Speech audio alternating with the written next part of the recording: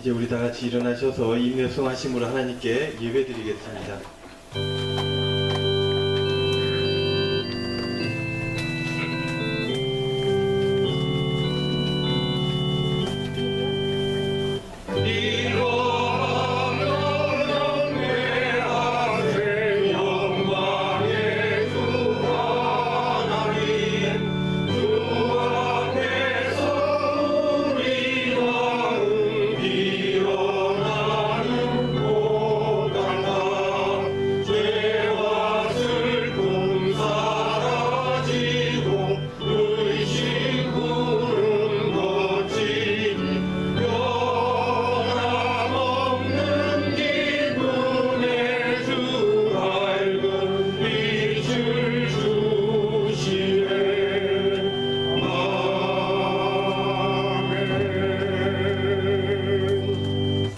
만민들아 우리 하나님을 송축하며 그의 찬양 소리를 들리게 할지어다.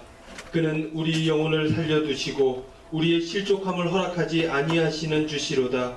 하나님을 찬송하리로다. 그가 내 기도를 물리치지 아니하시고 그의 인자하심을 내게서 거두지도 아니하셨도다. 하나님은 영이시니 예배하는 자가 영과 진리로 예배할지니라. 아멘.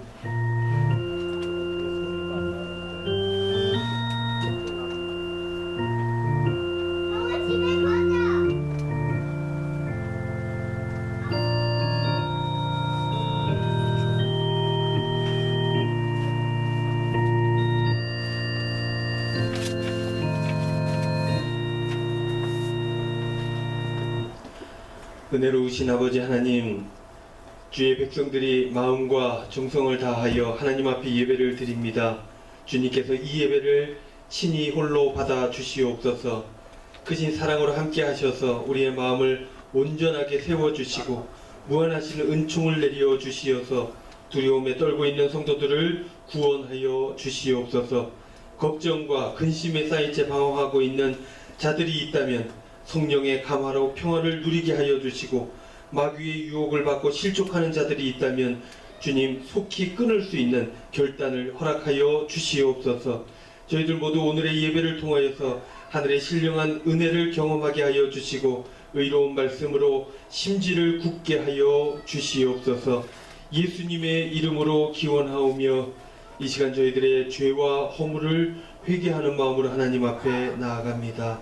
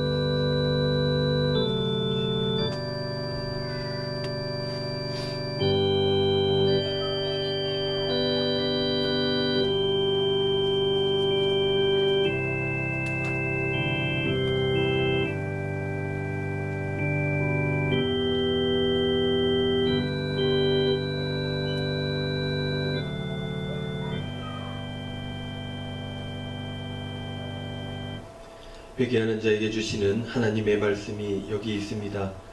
너희가 전에는 백성이 아니더니 이제는 하나님의 백성이요, 전에는 긍휼을 얻지 못하였더니 이제는 긍휼을 얻은 자니라.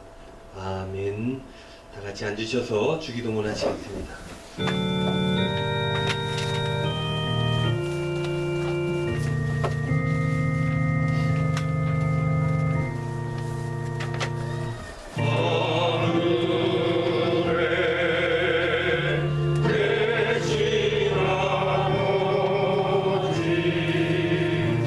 이름 거룩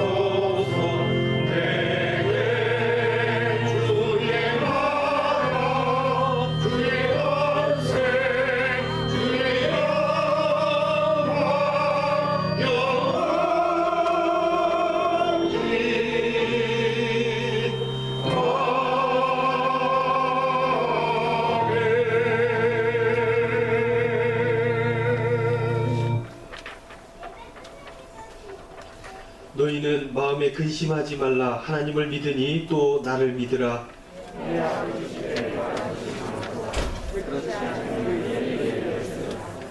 내가 너희를 위하여 거처를 예비하러 가노니 가서 너희를 위하여 거처를 예비하면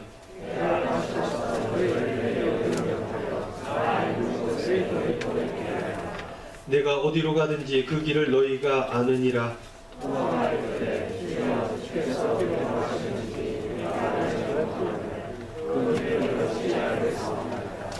예수께서 이르시되 내가 곧 길이요 진리요 생명이니. 아멘. 다 같이 찬송가 85장 찬송 드리겠습니다. 찬송 후에 이용규 집사님 기도하시겠습니다.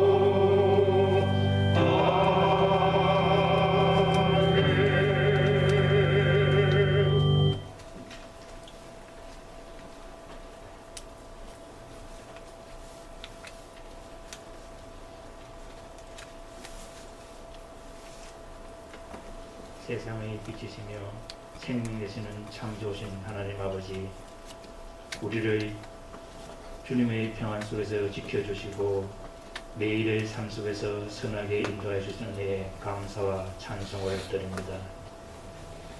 우리의 삶의 중심에 주님이 항상 함께 하시고 무엇을 하든지 주님의 뜻에 합당한 삶을 살아가도록 우리를 도와주시옵소서. 주님의 걸어가신 십자가의 길을 생각하며 참회의 시간이 되게 하시며 우리들의 하루하루의 삶이 주님의 크신 사랑에 응답하는 저희들이 삶에 되게 하소서.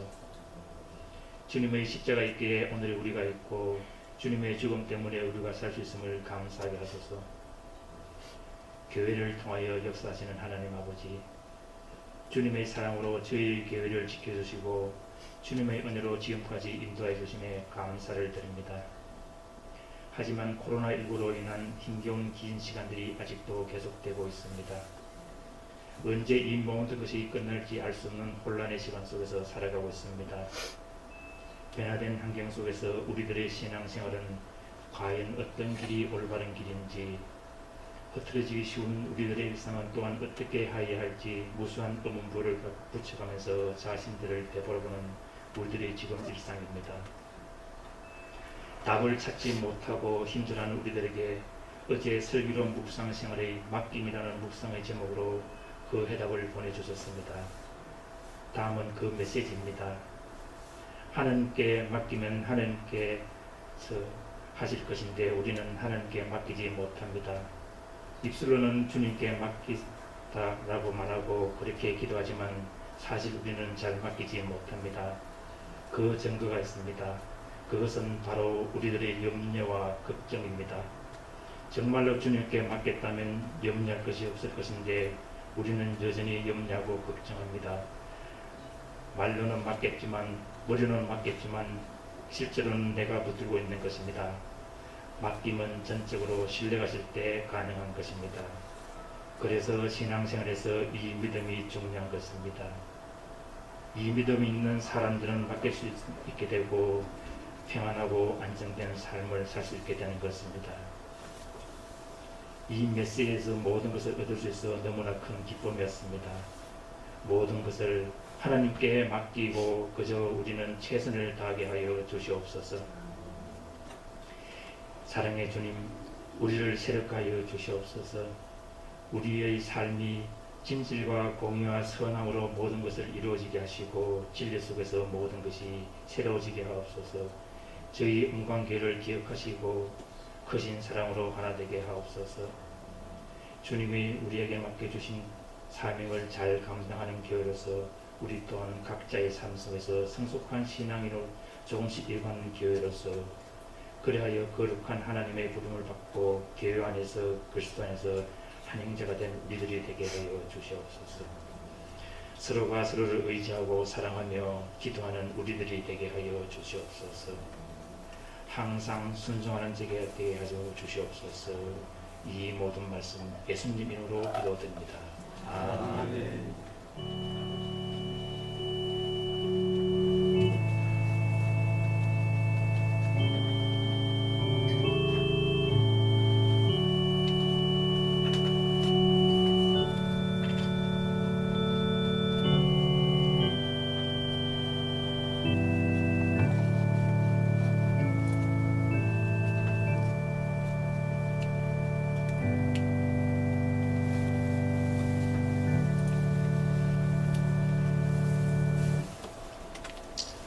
교회 소식 전해드립니다.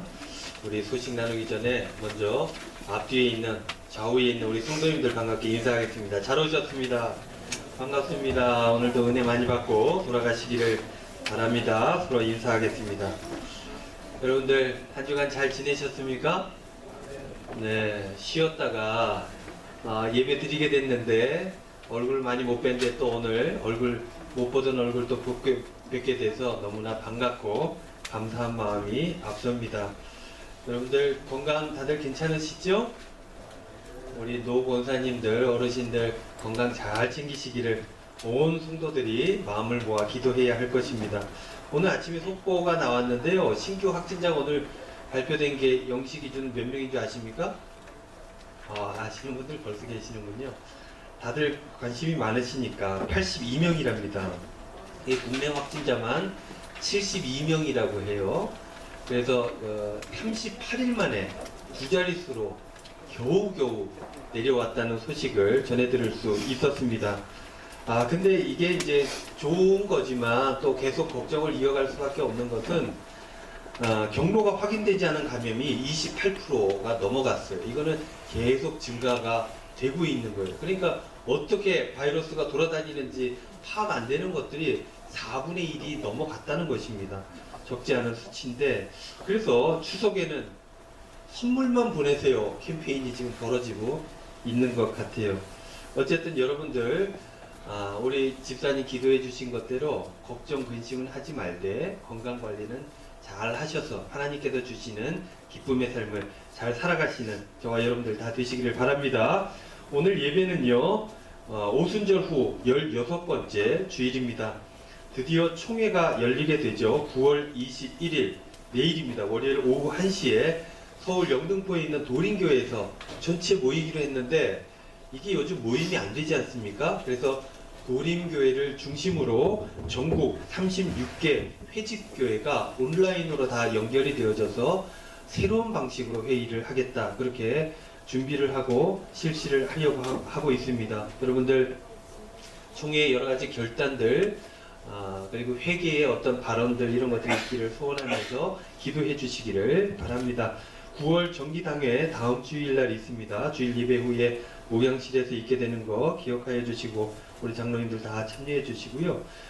주일 예배 특별 찬송 안내입니다. 다음 주일은 4구역에서 해주시겠고 그 다음 주일은 5구역입니다. 마스크를 착용하고 특성하는 거 기억해 주시고요.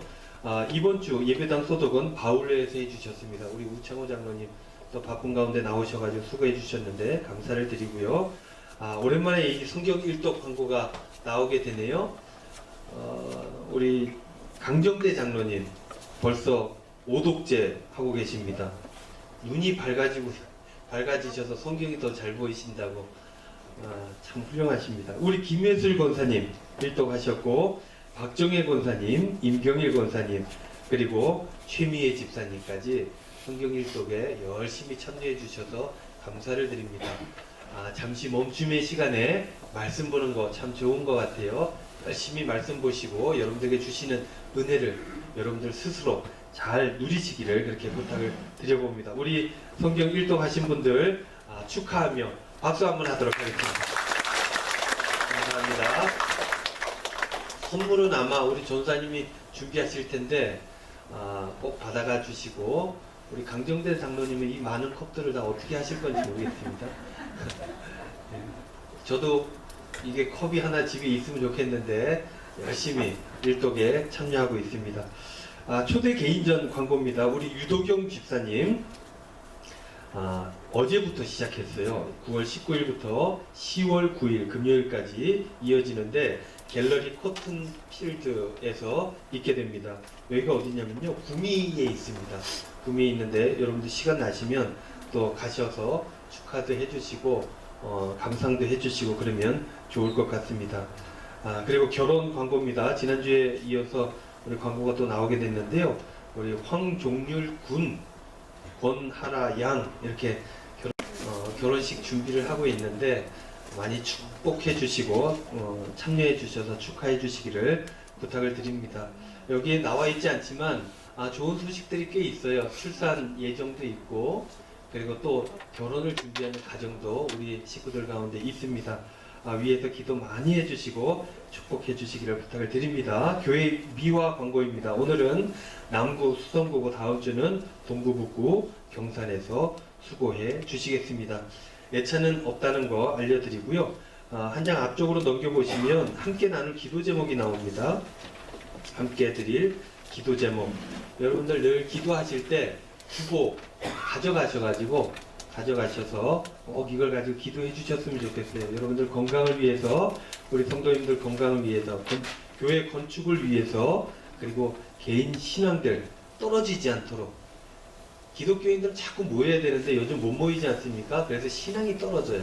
그래서 개인 신앙을 잘 감당할 수 있도록 여러분들 기도해 주시고, 연약한 이들 있습니다. 아파서 못 나오시는 분들이 있어요. 위해서 기도해 주시고, 나라를 위해서, 민족을 위해서 여러분들 우리가 처음 기독교가 나라와 민족을 구원하고 이끌어가는 귀한 리더의 역할들을 했다는 거 다 아실 것입니다.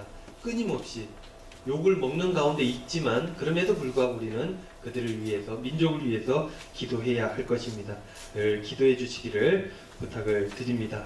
다른 광고 없으시면 이제 다 같이 일어나셔서 찬송가 50장 1절 하시면서 봉헌하시겠습니다.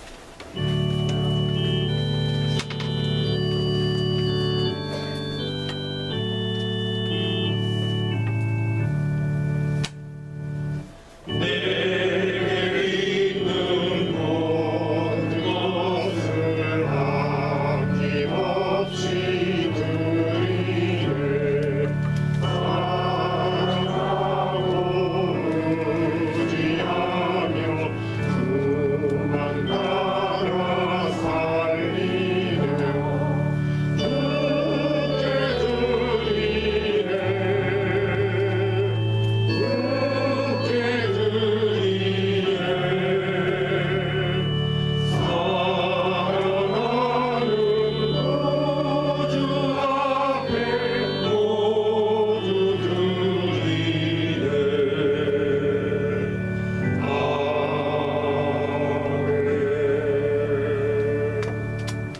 은혜로우신 아버지 하나님 감사를 드립니다.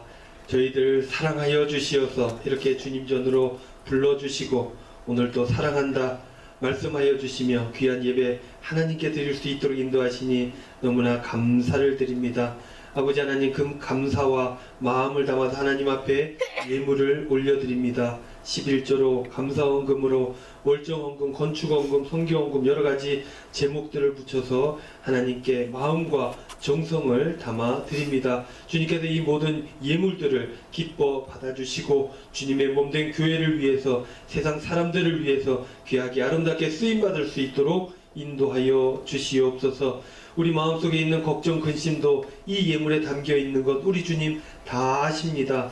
우리 집사님 기도하셨던 것처럼 다 내려놓을 수 있게 하여 주시고 주님께 맡김으로 인하여서 하나님 온전하신 뜻을 깨달아 알고 주님 따라 나아가 끝내 승리하는 저들의 삶이 될 수 있도록 인도하여 주시옵소서. 우리 사랑하는 성도님들 중에 연약한 이들이 있습니다. 주님께서 만져주시고 기억하여 주시고 강건케 하여 주시고 회복시켜 주시옵소서. 그래서 몸도 회복되고 마음도 회복되어져서 삶의 자리에서 늘 기쁨으로 살아가실 수 있도록 주님 역사하여 주시옵소서. 먼 곳에 있는 우리 자녀들 주님 기억하여 주시고 우리의 가정에 주신 기업도 주님께서 이끌어 주시어서 물질로 인하여서 먹고 입고 마시는 그 일들로 인하여서 범죄하거나 우리의 마음이 공고해지지 아니하도록 주님께서 선한 것으로 채워주시고 아름답게 인도하여 주시옵소서. 이번 한 주간도 주님 기쁨이 충만하게 하여 주시고 귀한 믿음의 결단으로 강건하게 하여 주실 줄로 믿고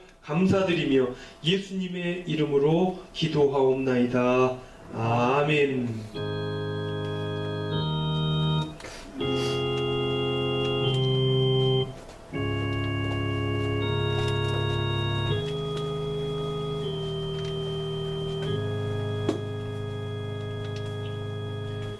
같이 자리에 앉으시겠습니다. 이 예배 가운데 주시는 하나님 말씀은 구약성경 출애굽기 5장 1절로 3절 말씀입니다. 1절로 3절 말씀 저와 여러분이 한 절씩 교독합니다. 그 후에 모세와 아론이 바로에게 가서 이르되 이스라엘의 하나님 여호와께서 이렇게 말씀하시기를 내 백성을 보내라. 그러면 그들이 광야에서 내 앞에 절기를 지킬 것이니라 하셨나이다.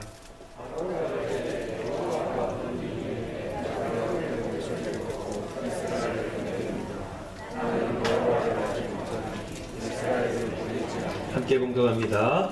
그들이 이르되 히브리인의 하나님이 우리에게 나타나셨은즉 우리가 광야로 사흘길쯤 가서 우리 하나님 여호와께 제사를 드리려 하오니 가도록 허락하소서. 여호와께서 전염병이나 칼로 우리를 치실까 두려워하나이다. 아멘. 이 시간에 특별 찬송 시간입니다. 우리 3구역 나오셔서 하나님 앞에 찬송으로 영광 올려 드리겠습니다.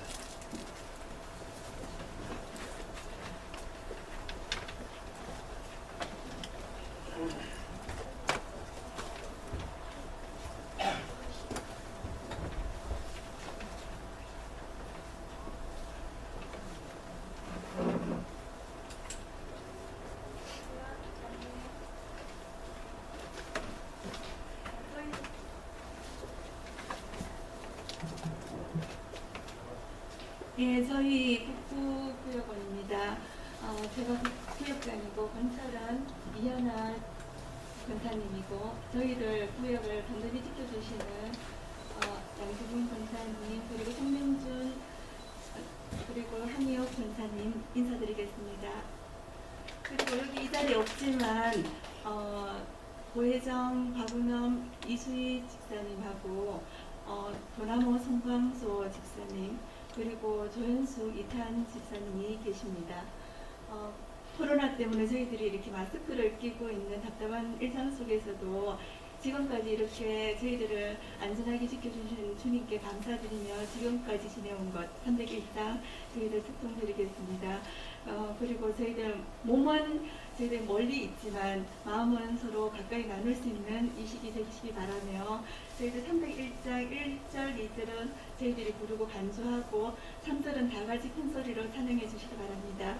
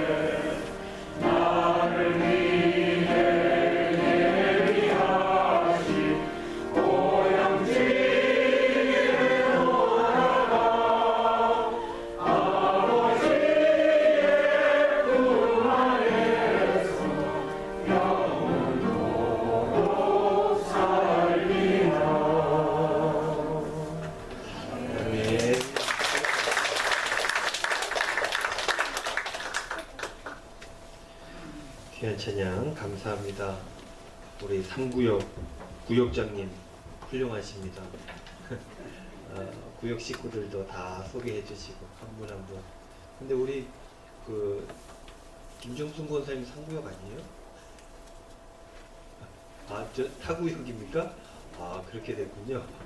지역이 북구라서 조정이 좀 필요한 것 같습니다. 어쨌든 귀한 찬양 감사를 드리고 이 301장은 인기 순위 손가락 안에 드는 것 같아요. 다들 좋아하시고 특히 연세 있으신 우리 성도님들께서 참 좋아하시는 곡인 것 같은데 특송하실 때 그리고 3절 같이 부르고 하니까 더 큰 은혜가 되는 것 같아요. 우리 양주분 권사님들 교회를 위해서 기도해 주시는 거 감사를 드리고 우리 송병준 집사님, 황혜옥 권사님 늘 교회 버팀목이 되어 주시고 격려해 주시고 그래서 너무나 감사를 드립니다. 우리 노 권사님, 노 집사님 그리고 우리 식구들, 구역장, 권찰님들 격려하는 마음으로 우리 크게 박수 한번 하도록 하겠습니다. 감사합니다. 오늘 말씀의 제목 전에 나와 있겠죠. 지난주 제목 혹시 기억하시는 분들 계십니까? 조금 긴데 자꾸 잊어야 제가 같은 설교를 해도 그러시죠? 지난주 설교 제목은 제사를 드리려 하오니 이 제사가 이제 주제였지 않습니까? 그런 제목으로 말씀을 나누었습니다. 이 히브리 민족들이 출애굽을 해야 되는 이유, 출애굽을 해야 되는 목적에 대해서 우리가 말씀을 함께 나누었었죠. 저들이 출애굽이라고 하는 일대의 사건에 참여하는 것은 자유를 얻어서 그것뿐만 아니라 자유 얻는 것 자체도 매우 중요하지만 자유를 얻어서 하나님 앞에 뭐 하기 위해서요? 제사 드리기 위해서. 그래서 자유가 필요했다. 즉 하나님 앞에 예배 드리기 위해서 자유가 필요했다라는 것들을 함께 나누었었습니다. 그것을 위해서 일생을 걸었던, 평생을 걸었던 사람이 있고 자기의 삶을 거기에다 던졌던 히브리 민족들이 있었다는 거예요. 그만큼 예배라고 하는 이 주제는 정말 가벼운 주제가 아니다. 너무너무나 중요한 주제이다 라고 하는 것들을 함께 나누었었습니다. 예배가 이만큼 중요하죠. 우리도 이러한 예배를 드려야 하겠습니다. 예배의 장소가 어디였든 간에 예배는 하나님 앞에 서게 되는 것이니 자기의 목숨을 내어놓는 그런 심정으로 생명을 드린다는 심정으로 그렇게 하나님 앞에 정성스럽게 예배를 드려야 한다라는 것이죠. 그저 예배를 보는 것이 아니라 준비된 마음과 정성으로 예배를 드려야 한다. 이것이 마땅하다라는 것입니다. 그렇게 하나님 앞에 겸손하게 서서 온전한 그래서 행복한 저와 여러분들의 삶이 다 되시기를 주님의 이름으로 축원드립니다. 그러면 오늘 제목은 무엇입니까? 그렇죠. 구별된 예배입니다. 오늘은 목숨을 걸 만큼 중요한 이 예배는 어떠해야 되는가에 대해서 말씀을 나누어 보기를 원합니다. 어떤 예배가 하나님 앞에 온전한 예배인가 이렇게 나누기를 원한다는 것이죠. 지난주에 예배에 대한 개념 정리를 했었죠. 뭘로 통해서요? 네이버 지식 검색에 나오는 그래서 사람들이 예배는 어떻게 정의하고 있는가를 통해서 예배는 어떠해야 되는가, 어떤 것인가 개념 정리를 한 바가 있습니다. 예배는 예배의 대상 되시는 하나님 앞에 피조물인 자신을 인식하면서 겸손하게 서는 것 이런 행위들 모두가 예배다라고 이야기를 했었습니다. 하나님께서 계신다는 것 그리고 내가 그 하나님 앞에 연약한 한 피조물인 그런 존재라는 것 이것을 잊지 않으면 그러니까 그것을 잊지 않게 해주는 예배를 온전하게 잘 드리게 된다면 그는 바른 삶, 승리하는 삶, 성공의 삶을 살아갈 수 있게 된다라는 것입니다. 그러한 예배가 되기 위해서는 예배가 어떠해야 되는지 예배의 요소, 특징을 몇 가지 우리가 살펴볼 필요가 있는 것이죠. 여러 가지가 있겠지만 세 가지를 준비했습니다. 그 중에 오늘은 한 가지만 여러분들과 나누겠습니다. 그 한 가지가 무엇입니까? 바로 구별된 예배입니다. 예배는 이것저것 구별이 안 되는 것이 아니라 딱 정확하게 구별이 되는 것이 예배여야 한다는 것입니다. 이것을 우리가 더 온전하게 표현하면 선별하는 것입니다. 예배는 구별되는 것 이상의 성스러운 것과 속된 것을 구별하는 선별된 예배가 되어져야 한다는 것입니다. 그 첫 번째는 1절에서 찾아볼 수 있게 되는데요. 1절 제가 한번 읽어보겠습니다. 그 후에 모세와 아론이 바로에게 가서 이르되 이스라엘의 하나님 여호와께서 이렇게 말씀하시기를 내 백성을 보내라. 그러면 그들이 광야에서 내 앞에 절기를 지킬 것이니라 하셨나이다. 이 구절을 한번 주목해 보기를 원하는데요. 오늘 제목이 이제 구별된 예배잖아요. 선별되어지는 것이 예배다. 근데 이 구절에서 그 요소들을 발견하고 설명할 수 있는데 그 집중해야 될 한 단어가 있습니다. 그 단어가 무엇일까요? 갑자기 퀴즈를 내서 당황스러우시죠? 제가 집중한 한 단어가 있었습니다. 그 단어는 바로 광야라고 하는 단어입니다. 모세는 예배를 드리기 위해서 자유가 필요하니 우리를 놓아달라 라고 말할 때 그는 예배 드릴 제사 드릴 장소에 대해서 명확하게 명시했다는 거예요. 그냥 자유가 필요하면 여기서 떠나가는 것만 있으면 되지 않습니까? 근데 모세는 굳이 떠나서 어디로 가야 될 것인지, 어디에 가서 무엇을 해야 될 것인지 명확하게 바로 앞에 얘기를 하고 있다는 것입니다. 바로에게 중요한 것은 저들이 어디 가서 예배를 드리는지, 제사를 드리는지 이것이 그에게 관심이 있는 것이 아니었습니다. 여기에서 나가는 것인지 아닌 것인지가 중요했던 것이죠. 근데 그럼에도 불구하고 모세와 아론은 그 앞에 나아가서 우리는 저기로 갈 것입니다 라고 명확하게 얘기를 했다는 거예요. 왜 모세는 광야에서 예배를 드려야 한다라고 했겠습니까? 예배, 그냥 일상적인 그들의 삶의 자리에서 드리면 되는 것 아닙니까? 애굽에서 그냥 잘 예배를 드리면 되는 것 아니에요? 근데 왜 굳이 광야가 어떤 곳이길래 그들은 광야로 꼭 나아가서 제사, 예배를 드려야 된다라고 명시하고 있는 것일까? 예배를 위해서 장소를 옮겨야 한다는 것은 이것을 전제로 하고 있습니다. 이것이 무엇이냐면 현재의 장소는 예배 드리기 위해서 적합하지 않은 장소다라는 것입니다. 반대로 광야는 어때요? 예배 드리기에 적합한 장소다라는 것을 의미하고 있는 것입니다. 여러분들 성지순례 가보신 적 있으십니까? 가보신 분 한번. 여기서 성지순례라 하면 저기 이스라엘이라든지 터키라든지 이집트라든지 이런 곳을 얘기하는데 그곳에 가보신 성지순례로 가보신 분 한번. 아무도 안 계시네. 아무 계십니까? 카타콤. 네. 응? 예, 어쨌든 터키를 가보셨다 하는 부럽습니다. 터키 저도 가보고 싶습니다. 성지순례를 가보게 되면 성지순례는 크게 세 가지 타입이 있다고 하죠. 첫 번째는 예수님의 발자취를 따라가는 그런 코스가 있습니다. 그것은 팔레스틴, 그러니까 이스라엘 지역을 다니는 거예요. 왜 저기 갈릴리라든지 예루살렘이라든지 베들레헴이라든지 이런 곳을 탐방하는 것이 첫 번째 예수님의 발자취를 따르는 첫 번째 타입이고, 두 번째 타입은 뭐냐면 우리 그 사도 중에 유명한 사도가 있잖아요. 바울. 우리 본사님께서 가셨던 곳이 아마 그런 데일지도 모르겠습니다.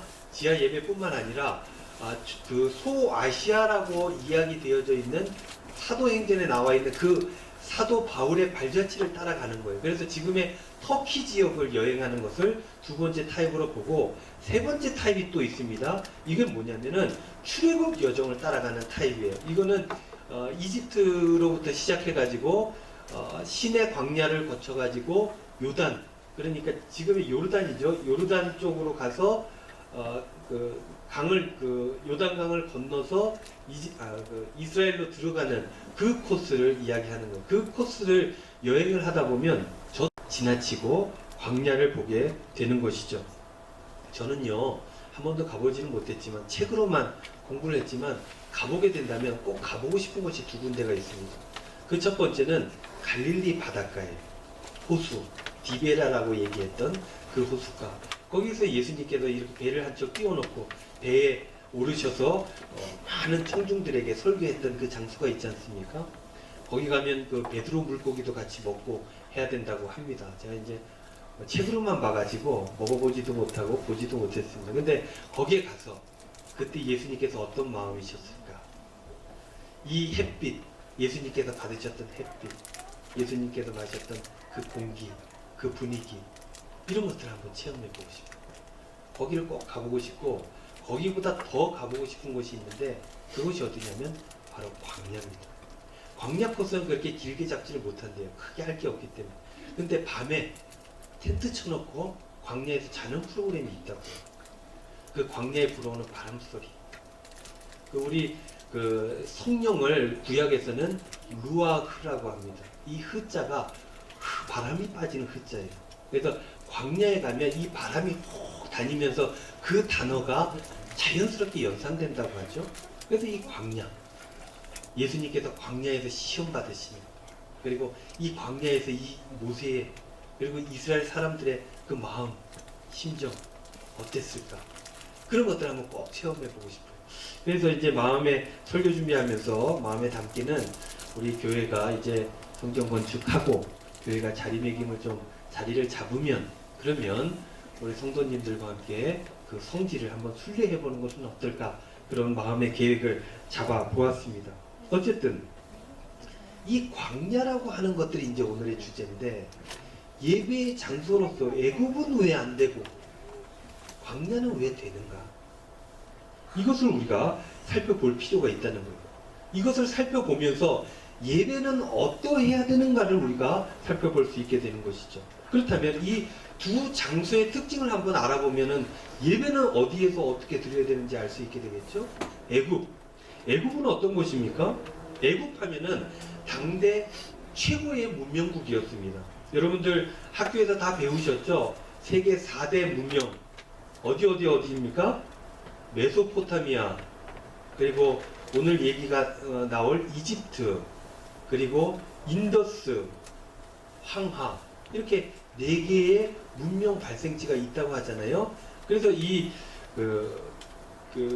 황하인가요? 여기를 빼면은 BC 3000년 전에 이 문명이 발생되었다라고 보고 있는 것이죠. 출애굽은 언제인 줄 아십니까? 출애굽 학자들마다 조금씩 달라요. 2000년에 어마어마한 갭이 있습니다. 근데 그 학자들의 이야기를 따르면 BC 1700년 전, 그리고 BC 1500년 전, 둘 중에 하나다. 이 논쟁점이 아직도 끊이지 않아요. 근데 어쨌든 BC 1700년이든 1500년이든 BC 3000년 이후 1500년이 지난 이후에요. 그러니까 이집트가 문명이 발생하고 난 이후에 1500년이 지난 다음이에요. 그리고 문명의 발생지였고, 그러니까는 얼마나 다른 지역에 비해서 굉장한 물질 문명이 이렇게 세워졌던 곳이다 라고 우리가 추정해 볼 수 있는 것입니다. 그런데 그러한 물질 문명이 잘 이룩되어졌던 그 장소는 안 된다는 것입니다. 예배드리러 광야로 가겠다는 것은 그 문명의 한복판, 세속의 한복판은 하나님께 예배드리기에 적합하지 않다는 것을 의미하는 것입니다. 문명이 찬란하게 넘치는 그곳, 하나님 만나기에 적합하지 않다. 모세는 그렇게 판단했던 것입니다. 그럼 광야는 여러분들 어떤 곳입니까? 광야는 문명이 없는 곳입니다. 왜냐? 사람이 살지 않는 곳이기 때문에 그렇습니다.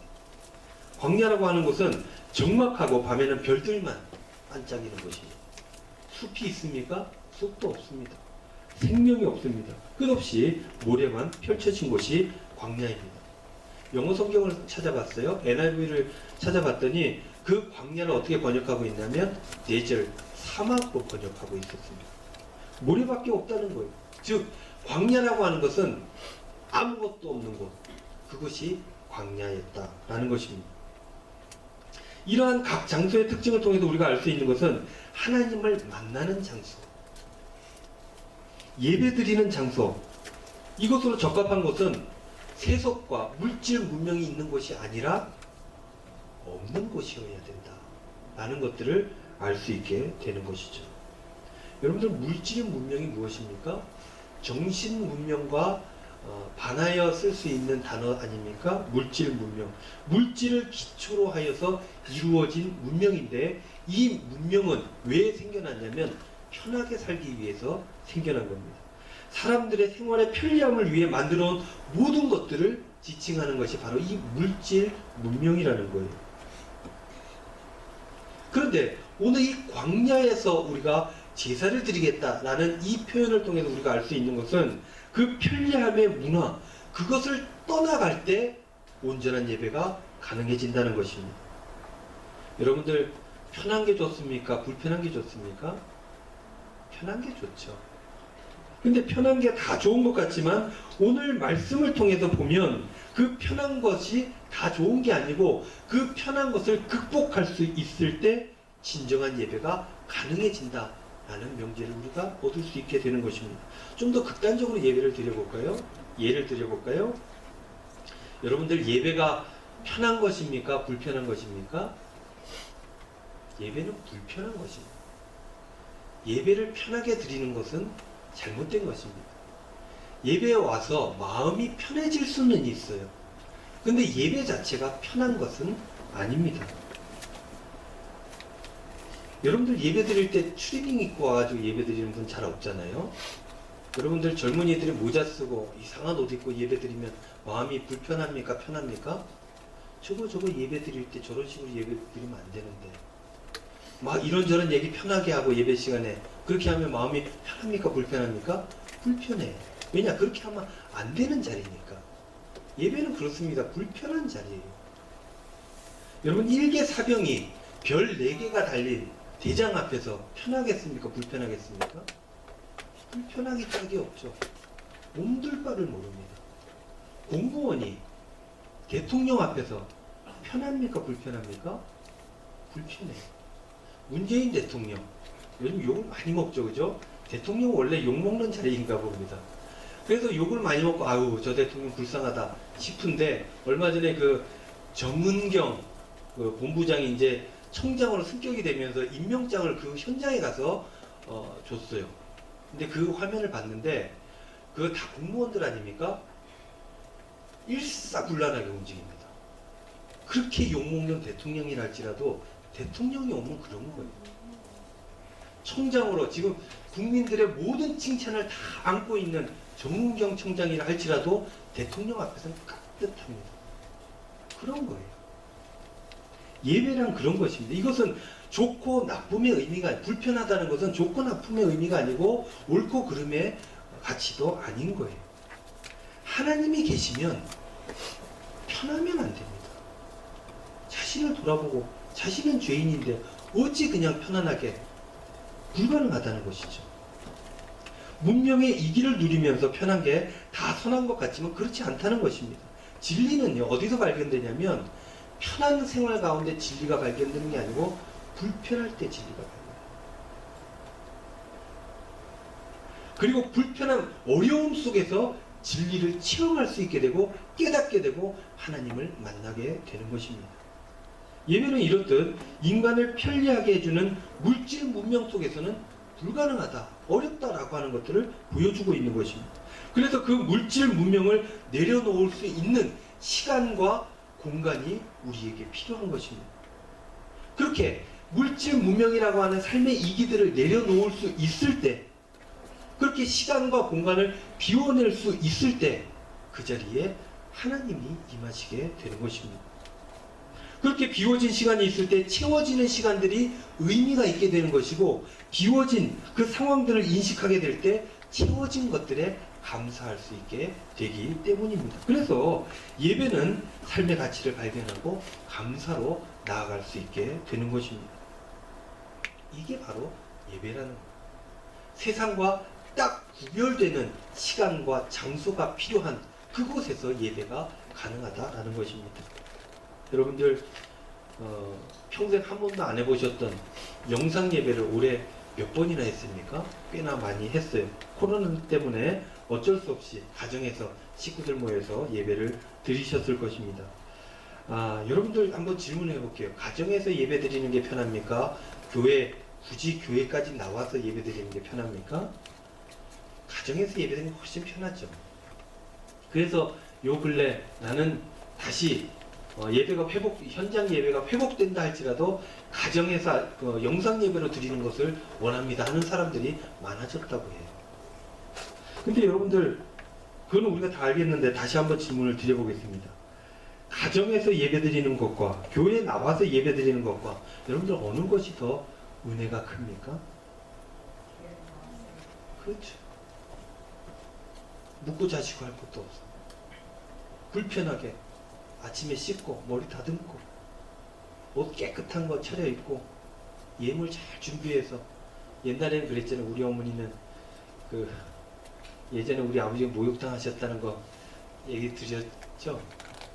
돈 중에 가장 깨끗한 걸 저한테 헌금으로 골라주십니다. 근데 그래서 가장 깨끗한 게 없으면 어떻게 해요? 다려요. 돈을 이렇게 다려요. 그때부터 우리 어머니는 예배가 시작된 겁니다. 정성스럽게. 그걸 보고 자란 아들이 헌금을 정성스럽게 드릴 수 있는, 잘 준비해서 헌금을 이렇게 구겨가 이렇게 접어가지고 이렇게 하잖아요. 어머니가 이렇게 펴주신 게 기억나가지고 접지도 못해요. 그렇게 예배를 드렸던 것입니다. 광야로 가서 예배 드려야 한다는 이 출애굽의 말씀은 바로 이런 것들입니다. 편한 게 다 좋은 게 아니라는 거예요. 그래서 이 편한 것들을 극복할 수 있을 때, 물질 문명을 넘어설 수 있을 때, 그때 물질 문명의 노예가 되지 아니하고 하나님 앞에 비로소 나아갈 수 있게 된다는 거예요. 그 편한 것을 극복할 수 있어야 우리의 인생이 하나님 뜻대로 선하게 사용될 수 있는 것입니다. 그런 얘기들 하잖아요.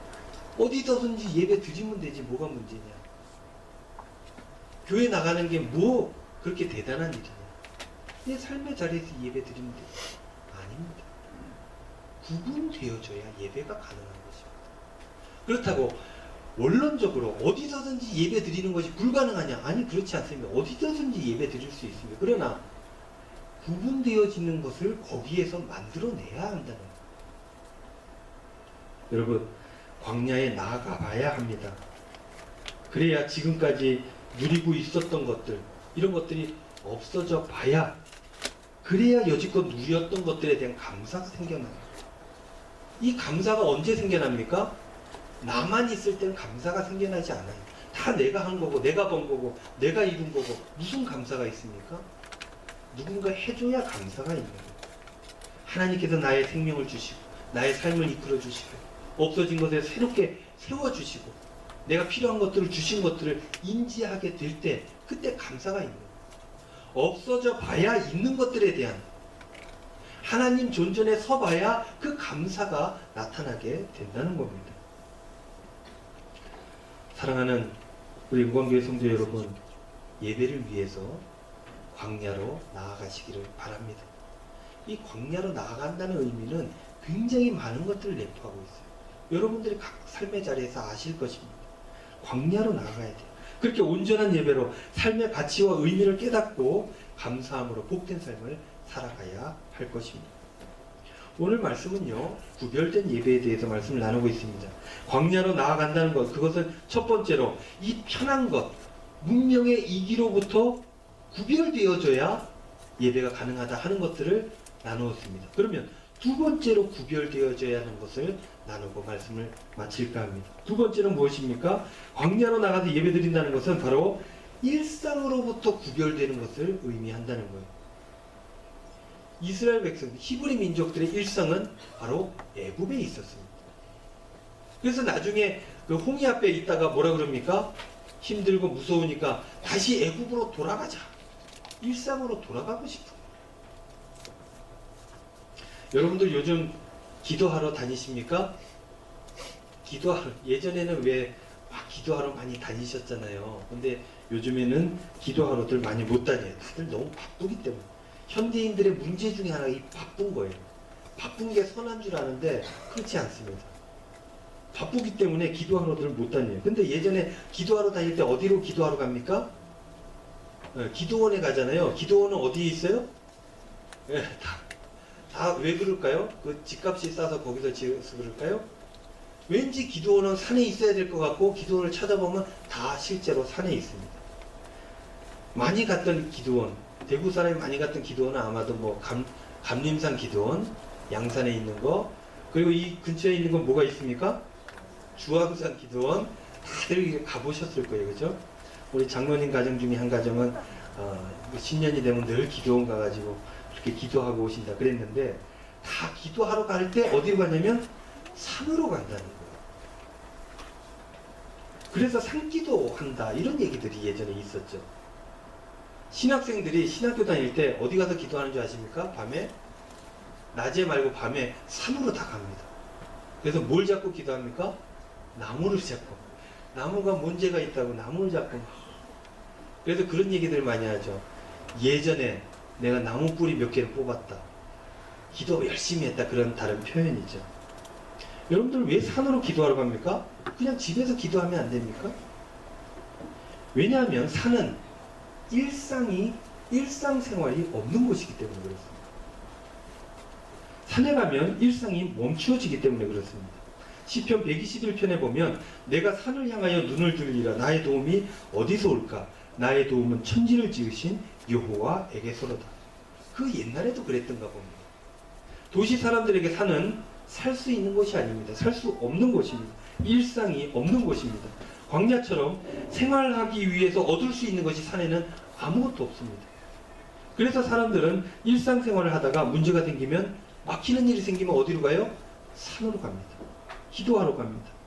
그곳은 아무것도 없기 때문이에요. 아무것도 보이는 것이 없습니다. 뭐만 보입니까? 오직 하나님만 보이는 곳이기 때문에 그럴 것입니다. 예배 드리기 위해서 좋은 장소는 이처럼 일상에서 떨어진 장소입니다. 일상이 멈추어진 자리가 바로 예배 드리기 좋은 장소라는 거예요. 그래서 가정 예배 드릴 때 여러분들 은혜가 충만합니까? 잘 안 돼요. 옷을 갖춰 입는 것도 어색하고, 갖춰 입어야 되나, 그냥 화장을 차리면 예배 드려도 되나 고민이 되죠. 일상이 있는 곳이기 때문에 그렇다는 거예요. 일상에서 떨어져야 비로소 그때 하나님이 보이기 때문에 일상에서 떨어지는 장소가 필요한 것입니다. 저도 기도할 때는요, 목양실에서 기도가 안 됩니다. 왜냐면 거기에 보면 막 이런 포스트잇 붙어 있고 여러 가지 일정들, 그리고 막 목회 계획들 이런 것들이 있기 때문에 심란합니다. 거기서는 기도가 안 돼요. 적어도 저기에서 20m 걸어와서 예배당에 앉아야 뭔가 자유로워지는. 말씀 준비할 때도 저기서 말씀 준비하다 보면 막 전화 오죠, 뭐 하죠, 안 돼요. 집중이 안 돼요. 그래서 일단 초안이 나오게 되면 그거 들고 찻집으로 가든지 어디로 가든지 저 목회 일상에서 떠나가야 이게 준비가 된다는 거예요.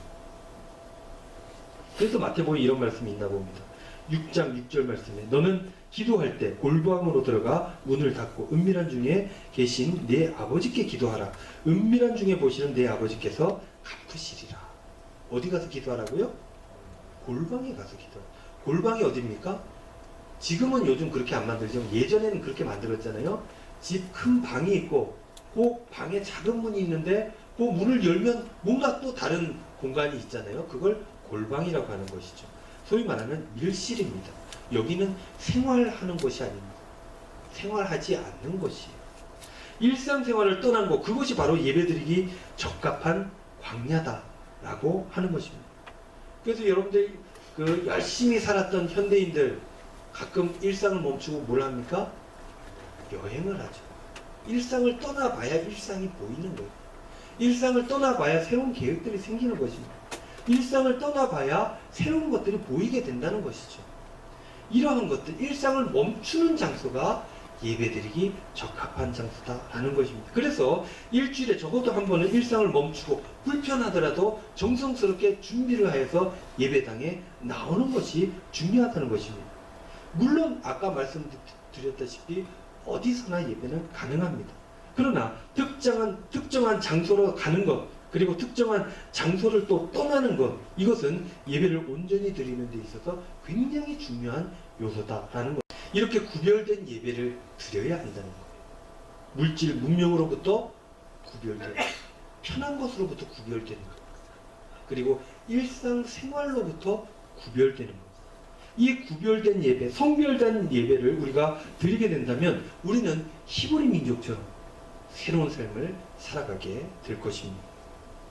우리 사랑하는 은광교회 성도 여러분, 여러분들 온전한 예배를 하나님 앞에 드리시기를 바랍니다. 온전히 구별된 곳에서 하나님을 만나시기를 바랍니다. 아무것도 없는 광야, 그것을 마음속에 품고 살아가야 됩니다. 그리고 하나님만 보이는 광야로 한 번씩 나아가야 합니다.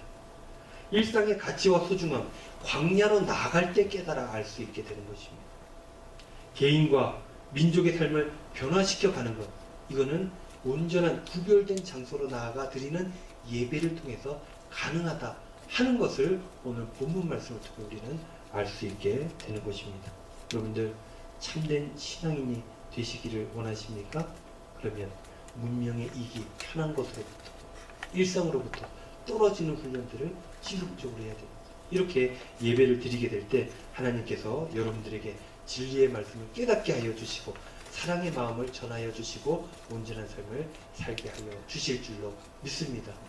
온전한 예배가 저와 여러분들에게 우리 은광교회에 나타나서 놀라운 역사들을 이루는 복된 삶이 저와 여러분들에게 있기를 주님의 이름으로 축원드립니다.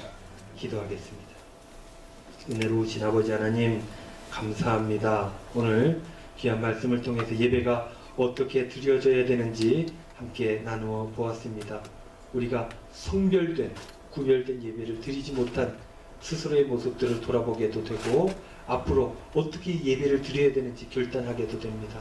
하나님께서 온전히 이끌어 주시어서 어떤 삶을 살아가든지 주님을 온전히 만날 수 있게 하여 주시고 그 주님과 함께 동행하는 삶으로 말미암아 승리하는 저희들 되도록 인도하여 주시옵소서. 감사드리며 예수님의 이름으로 기도하옵나이다. 아멘. 찬송가 다 같이 일어나셔서 420장 찬송 드리겠습니다.